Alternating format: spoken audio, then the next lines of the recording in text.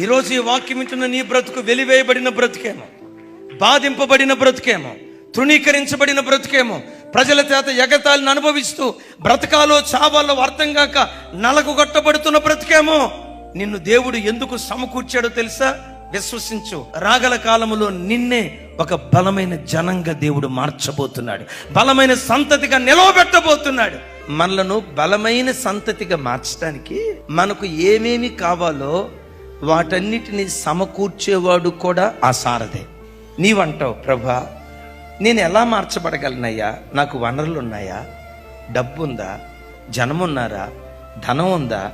వస్తువులు ఉన్నాయా? ఎలా నేను మార్చబడతానయ్యా అంటే, విచిత్రం చెప్పమంటారా? నేను బలమైన జనంగా మార్చడానికి నీకు ఏమేమి కావాలో దేవుడే తన మహిమలో సమస్తము సమకూర్చటం ప్రారంభిస్తాడు. చప్పలు కొడుతూ స్తోత్రాలు చెప్దాం.